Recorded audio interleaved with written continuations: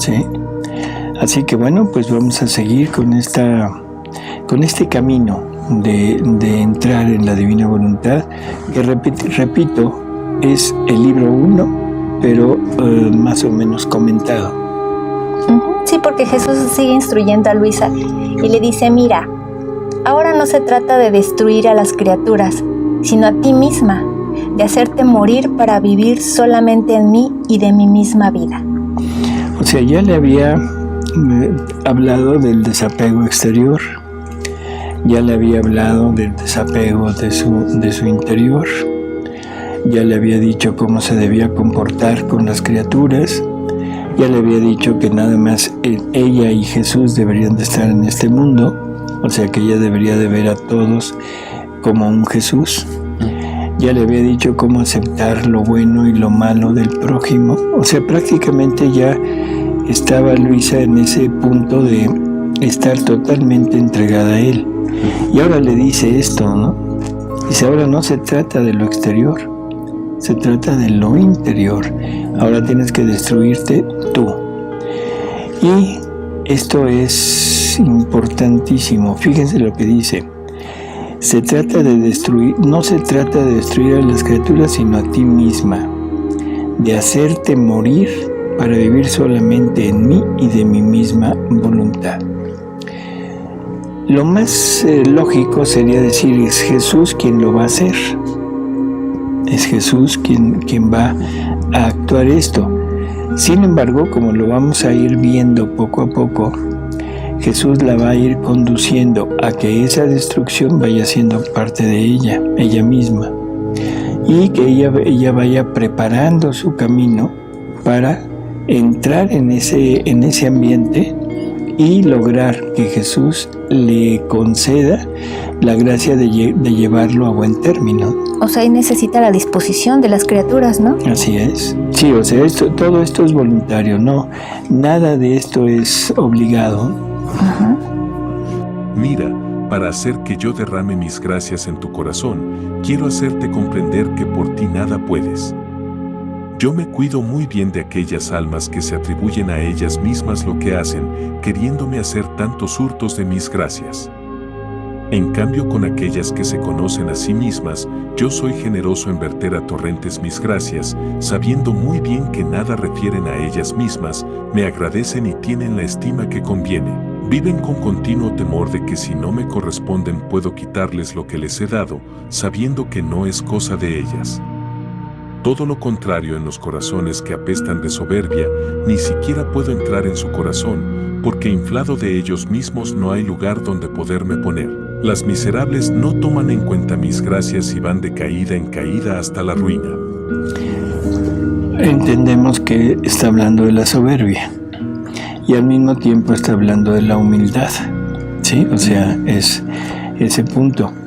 Estamos en el libro 1 y por eso es que Jesús ahora le habla de la humildad.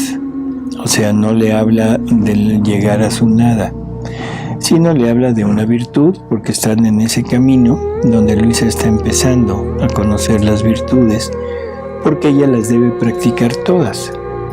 O sea, como necesidad para que pueda cumplirse, poner el sello de cumplido a toda la petición que el Padre había hecho de actos en la divina voluntad, en santidad humana. Por eso es que aparentemente la está llevando hacia la virtud de la humildad, ¿sí? Sin embargo, poco después le va a ir diciendo que no, que tiene que llegar no a la humildad, sino a su nada. ¿Qué es la soberbia? Ese es el pecado de Satanás, ¿no? Él es el padre de la soberbia, y es un pecado que no tiene perdón, porque el soberbio es el obstinado, el que rechaza totalmente el perdón de Dios, la ayuda de Dios, y esa es la causa por la que Judas se condena. O sea, fue por soberbia, pensó que su pecado ni siquiera Dios se lo perdonaba. O sea, era tan grande el pecado que él había cometido que era imposible que Dios lo pudiera perdonar. Ese es el pecado contra el Espíritu Santo. El desconfiar de la bondad, del perdón, de la misericordia de Dios. Así que el demonio nos inocula esta falta. No es que nos inocule, la soberbia nace en nosotros mismos, pero él la asusa, haciéndonos creer que somos más de lo que realmente somos. Nos quita la idea de seres creados y nos pone la idea de que nosotros podemos llegar a ser como Dios, pero sin Dios. Sí. Ese es el pensamiento actual. El pensamiento actual nos lleva de la mano hacia decir: tú progresa, tú mejora, el mundo está totalmente a tu disposición y tú lo puedes lograr, puedes llegar a ser tan grande como Dios mismo. Incluso en la actualidad estamos jugando a ser creadores. Vamos en ese camino hacia llegar a decir: somos creadores. ¿Creadores de qué? Sí. Digo, porque un pobre científico, perdón por lo de pobre, porque un pobre científico manipula unas células, manipula unos genes y ya se cree que descubrió el origen de la vida. Perdón, que lo haga perfecto, pero que lo haga sin nada. Sí, sin nada. Que parta de la nada para hacer su manipulación de una célula y primero que logre formar una célula, pero sin materia preexistente. Y entonces podríamos prácticamente creer que estamos en camino de lograr esa superación, ¿no? Y hasta de su propia vida, él no es responsable de su propia vida. A ver que él se dé vida. La ciencia sin Dios es totalmente terrible, destruye al ser humano, destruye todas las cualidades que puede tener un ser humano y lo vuelve un soberbio de primera, lo vuelve un seguidor de Satanás, esa es la palabra. Sí. ¿Sí? Uh-huh. Así que bueno, entonces, en este punto queremos dejar muy claro que todo lo que hagamos tiene que ser prácticamente llevado a cabo en esa confianza de que Dios lo va a hacer todo en mí, de que yo no soy capaz de hacer nada, de que todo lo que yo pueda llegar a hacer lo hará Él en mí. Sí, claro, con mi voluntad, con mi anuencia de decirle si quiero. ¿De acuerdo? Uh-huh. Por lo tanto, Él me va a ir mostrando cosas que yo debo hacer y que yo debo seguir, aunque me parezcan ilógicas. Sí. A Luisa la lleva más o menos por algún camino de mortificación, por algún camino de negación de sus propios gustos, de sus propias, ¿cómo diríamos?, exigencias naturales, pero ella va aceptando y bueno, eso es lo que la hace progresar. Ojalá que nosotros también lleguemos a ese punto, ¿no? Por eso quiero que en este día hagas continuos actos de humildad. Quiero que tú estés como un niño envuelto en pañales, que no puede mover ni un pie para dar un paso, ni una mano para obrar, sino que todo lo espera de la madre. Así tú te estarás junto a mí como un niño, rogándome siempre que te asista, que te ayude, confesándome siempre tu nada, en suma, esperando todo de mí. Es más o menos lo que decíamos, o sea, y aquí se pone de acuerdo con lo que comentábamos en el programa pasado. Estarás atenida a lo que te viene dado. Uh-huh. Pero esto me lleva a la humildad. Me lleva a la humildad, o sea, a ese desapegarme de todo. Y pues aquí podríamos poner 1000 ejemplos, ¿no?, de santidades humanas basadas en la humildad. Yo creo que la más conocida, quizá la más fácil de poder tener acceso a ella, sea San Francisco de Asís. Sí, que renuncia a todo, incluso renuncia a su filiación, renuncia a su apellido, renuncia a su padre, renuncia a su madre y se pone totalmente en manos de Jesús, ¿no? Ahí era humilde desde el punto de vista físico, exterior, pero también era humilde en su interior, que es lo que Jesús quiere, ¿no? Que lleguemos a ser humildes, pero en nuestro interior. Así es. Uh-huh. Ni siquiera humildes que lleguen a hacer nada. Sí, por eso. Pero el camino que le está trazando a Luisa es ese. Y para nosotros es definitivo llegar a nuestra nada. Después, en la mañana cuando iba de nuevo a comulgar, me parecía que al venir Jesús a mí hacía fiesta por el contento que sentía al verme tan aniquilada, me decía otras cosas sobre el aniquilamiento de mí misma, pero siempre de manera diferente a la anterior. Yo creo que no una, sino cientos de veces me ha hablado, y si me hubiera hablado miles de veces tendría siempre nuevos modos para hablar sobre la misma virtud. Oh, mi divino Maestro, cuán sabio eres, si al menos te hubiera correspondido. Recuerdo que una mañana mientras me hablaba sobre la misma virtud, me dijo que por falta de humildad había cometido muchos pecados, y que si yo hubiera sido humilde me habría tenido más cerca a él y no habría hecho tanto mal. Me hizo entender cómo era feo el pecado, la afrenta que este miserable gusano había hecho a Jesucristo, la ingratitud horrenda, la impiedad enorme, el daño que le había venido a mi alma. Quedé tan espantada que no sabía qué hacer para reparar. Hacía algunas mortificaciones, pedía otras al confesor, pero pocas me eran concedidas, así que todas me parecían sombras y no hacía otra cosa que pensar en mis pecados. Aquí hay que pensar, Luisa, cómo había cometido muchos pecados. En esa época pues era una adolescente, era una jovencita cuando escribió esta parte. Esta parte sí, pero hay que entender que entre más cercano estemos de la divinidad, más nos vemos como manchados, ¿no? O sea, el ser humano, no importa lo que haga desde el punto de vista de su voluntad, siempre estará manchado. No hay la pureza total. Esa pureza total se adquiere a través de la divina voluntad. Entonces, lo que Luisa veía, pues es esta parte, ¿no? O sea, si hubiera sido humilde, si hubiera llegado a su nada, no habría cometido tantos pecados. Y yo me pondría en el punto de decir, ¿qué pecados pudo cometer?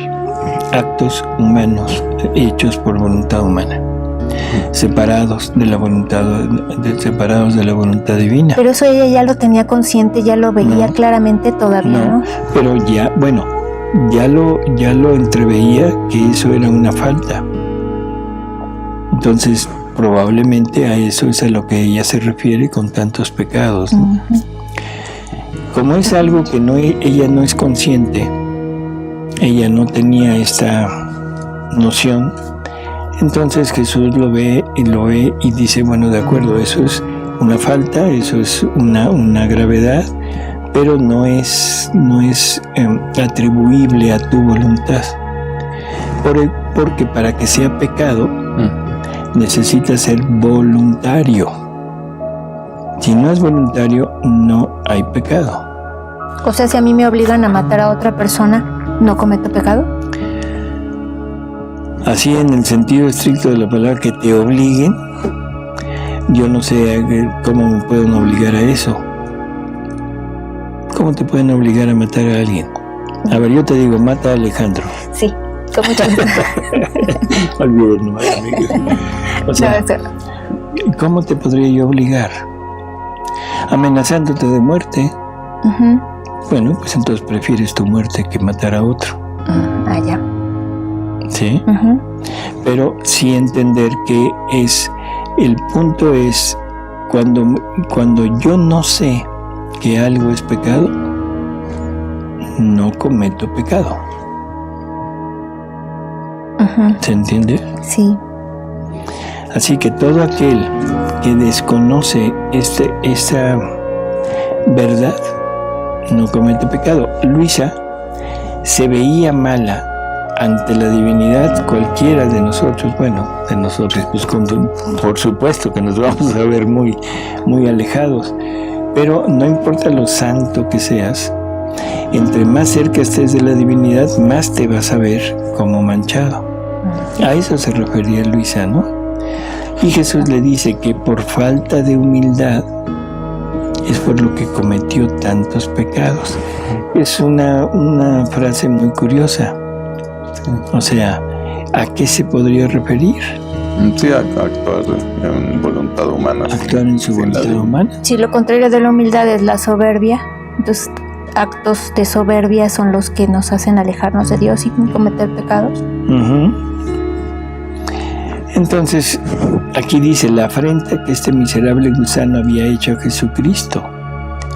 La ingratitud horrenda, la impiedad enorme, ingratitud.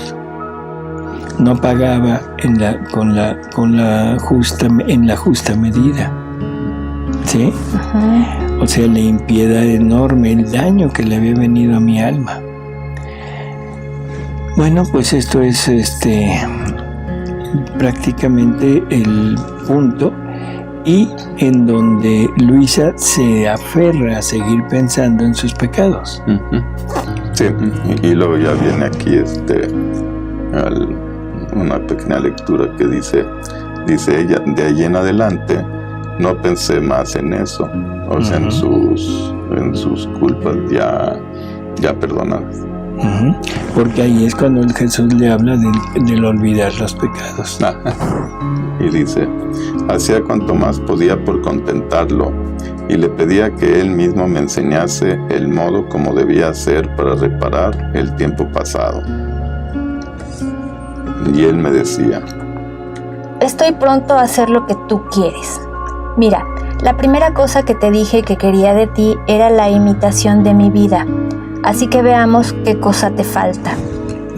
Bueno, aquí vamos a analizarnos nosotros. ¿Qué cosa nos falta?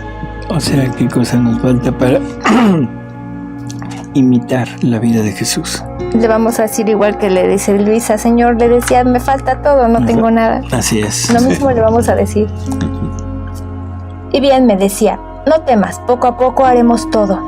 Yo mismo conozco cuán débil eres, pero es de mí que debes tomar fuerza. Y no lo recuerdo en orden, pero como pueda lo diré, dice Luisa. Y entonces ya vienen los puntos que le va a dictar Jesús. Cómo hacerlo, ¿no?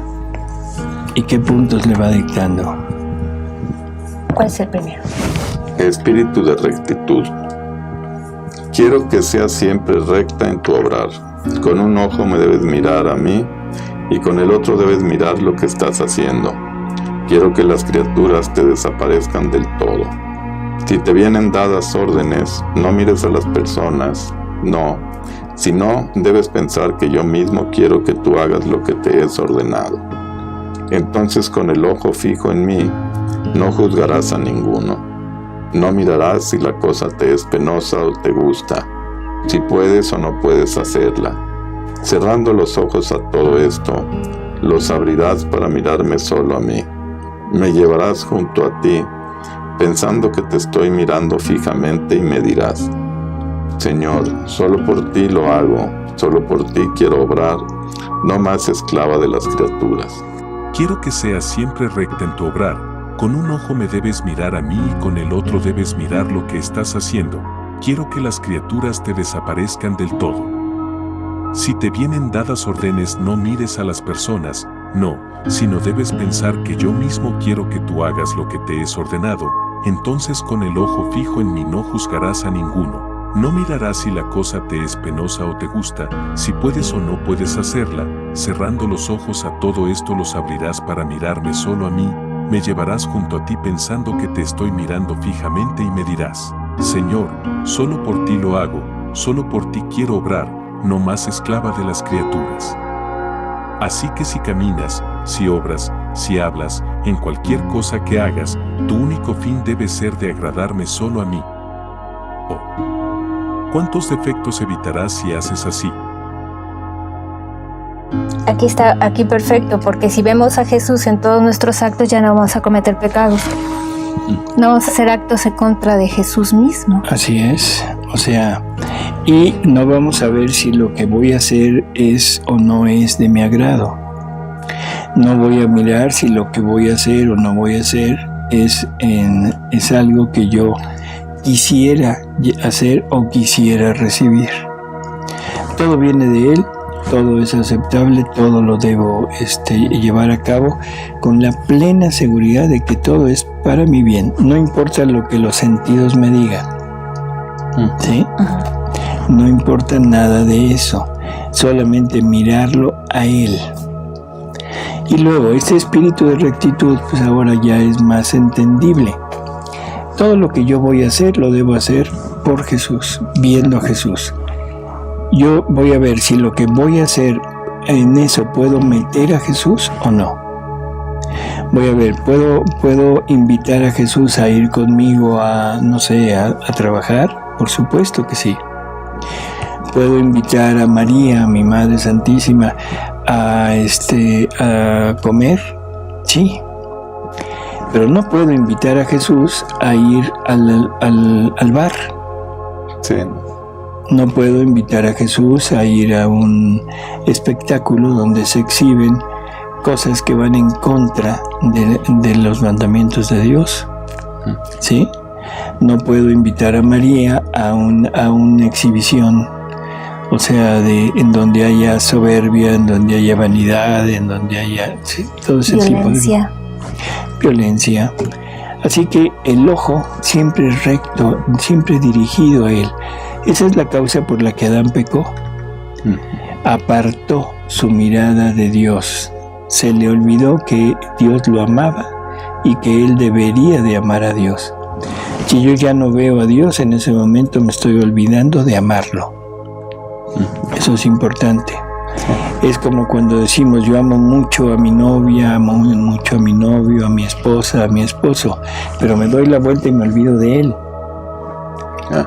Entonces ahora amo otras cosas o a otras personas. ¿Sí? Eso es algo muy común en la actualidad. Se ha perdido esa, ¿cómo diríamos?, costumbre de tener siempre la vista en que estoy casado y no debería de entablar relaciones íntimas con otras personas. ¿Sí? Pero como me olvido, aparto mi mirada de él o de ella, en ese momento caigo en la culpa. Otras veces me decía, también quiero que si las personas te mortifican, te injurian, te contradicen, la mirada también fija en mí, pensando que con mi misma boca te digo, hija, soy propiamente yo que quiero que sufras esto, no las criaturas, aleja la mirada de ellas, sino solo yo y tú siempre, todas las demás destrúyelas. Mira, quiero hacerte bella por medio de estos sufrimientos, te quiero enriquecer con méritos, quiero trabajar tu alma, volverte similar a mí. Tú me harás un regalo, me agradecerás afectuosamente, serás agradecida con aquellas personas que te dan ocasión de sufrir, recompensándolas con algún beneficio. Haciendo así caminarás recta ante mí, ninguna cosa te dará más inquietud y gozarás siempre paz. Bueno, pues otra vez lo que decíamos, ¿sí? O sea, tomarlo todo como venido de Dios, no tomarlo como venido del prójimo, no quedarme en el prójimo como el que me está dando, sino simplemente el prójimo es el mensajero de lo que Dios me está mandando. ¿Sí? Creo que ese es el punto. Pero esto es muy difícil porque le dice Jesús, serás agradecida con aquellas personas que te dan ocasión de sufrir. Esto es heroico porque nadie le da las gracias a las personas que me están haciendo sufrir. ¿O sí? ¿Usted sí le ha dado gracias? No, ¿verdad? Mejor Sí, no, tú tampoco, ¿verdad? Seguimos con la lectura. Sí, seguimos con la lectura. No, o sea, esto es necesario entenderlo como que es parte del sufrimiento de Jesús que se nos comunica. Es muy fácil para las almas devotas, para las almas que aman a Jesús, decir quiero aliviarte en tus sufrimientos, quiero compartir tus sufrimientos, pero a la hora que me llegan, no, momento, aquí no. O sea, esto es lo que nos está diciendo. Yo, por tu bien, para tu bien, te estoy mandando esto. Entonces de ti depende si lo aceptas o no lo aceptas. Si lo aceptas, entonces yo te comunico lo mío. Si no lo aceptas, bueno, quédate, pero entonces eso te va a hacer que veas al prójimo y que te fijes en el prójimo como el que te lo está dando. Y si es un bien, quedarás agradecido, y si es un mal, quedarás totalmente en discordia con él. Por lo tanto, quedarás atado a la criatura. Y hemos vivido atados a las criaturas toda nuestra vida. Desde que nacimos, estamos atados a los demás. Nunca hemos estado libres realmente, nunca le hemos permitido a Jesús el obrar libremente en nosotros. Siempre lo hemos triangulado a través de las criaturas. Y aquí sí podemos hacer ya lo que nos pide el segundo mandamiento: amarás a tu prójimo. Así Esa es una forma de amar a nuestro prójimo. O sea, porque en realidad estoy amándolo porque es el mensajero que me trae. ¿Sí? Y ahí sí ya le podemos recompensar con algún beneficio. Así es. Y en un futuro veremos no al mensajero, sino veremos a Jesús mismo, que es el que me lo trae.